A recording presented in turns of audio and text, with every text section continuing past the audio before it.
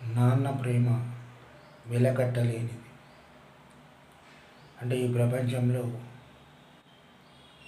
ఎవరైనా తమ యొక్క స్వార్థం కోసం మనల్ని ప్రేమ చూసినట్లు నటన చేస్తూ ఉంటారు చాలామంది.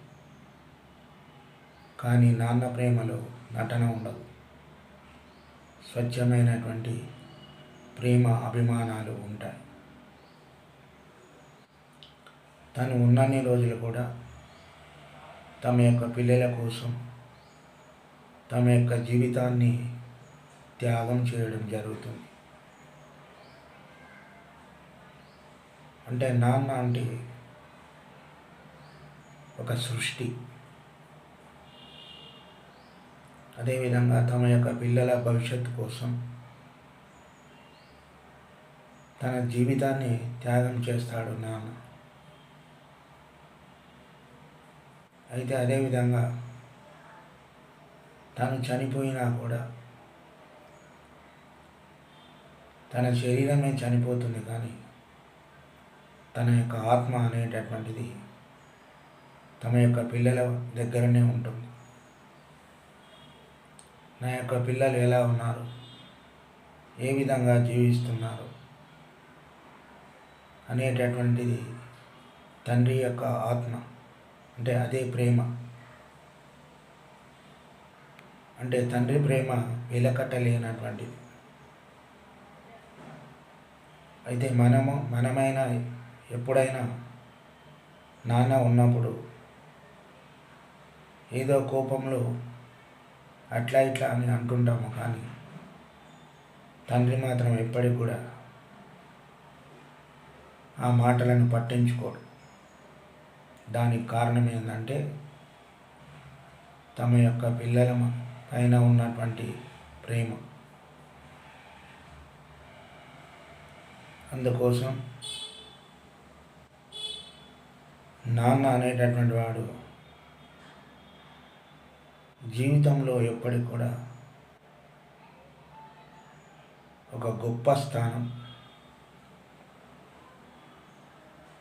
అందుకోసం ప్రతి ఒక్క కొడుకు కానీ కూతురు కానీ తమ యొక్క జీవితంలో నాన్నకు మొదటి స్థానం ఇవ్వాలి.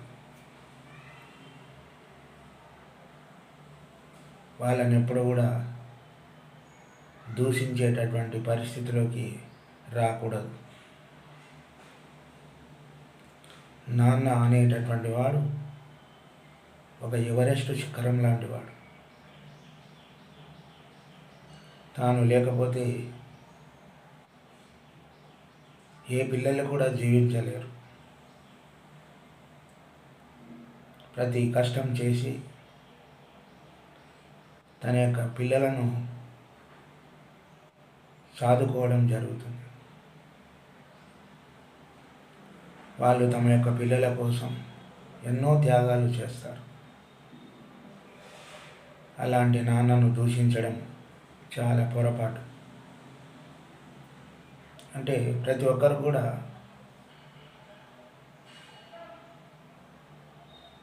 పెద్దగైన తర్వాత పిల్లలు తమ యొక్క నాన్నను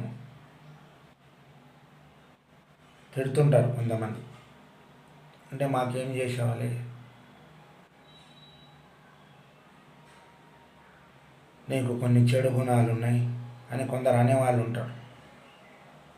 కానీ అది చాలా పొరపాటు. అంటే నాన్న లేకపోతే ఈ ప్రపంచంలో మనకు విలువ అనేటటువంటిది ఉండదు. తను బతికినన్ని రోజులు మన జీవితం కోసం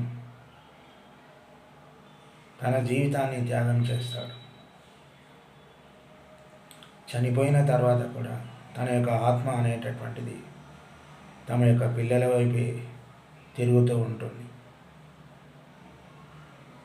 నా పిల్లలు బాగుండాలి, నా వాళ్ళు బాగుండాలి అనేటటువంటిది వాళ్ళ యొక్క అభిప్రాయం. మరి అంత గొప్ప నాన్నను మనం ఏ రోజు కూడా బాధ పెట్టవద్దు. అంటే అది నాన్న ఉన్నప్పుడు ఆ యొక్క విలువ మనకు తెలియదు. నాన్న చనిపోయిన తర్వాత ఆ యొక్క విలువలు అనేటటువంటివి ఒక్కొక్కటిగా బయటికి రావడం జరుగుతుంది. అంటే మన చిన్నతనంలో మన చుట్టూ అందరు ఉంటారు. అదేవిధంగా కొంచెం యవ్వనం వచ్చే వరకు మనల్ని ప్రేమ చూసేవాళ్ళే మన దగ్గరే ఉంటారు. దాంట్లో మొదటి స్థానం అమ్మ, నాన్న. తర్వాత మనల్ని ప్రేమ చూసేవాళ్ళు కొంతమంది మాత్రం మన దగ్గర ఉంటారు. అదేవిధంగా మనకు చేతన కాకపోయినట్టయితే అప్పుడు మన దగ్గర ఎవరు ఉండరు, మనం ఒంటరి వాళ్ళం అయిపోతాం.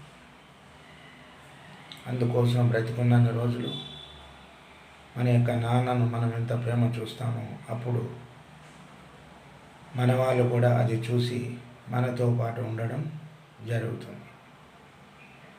అందుకోసం ఎప్పుడు కూడా నాన్న మీద కోపపడవద్దు.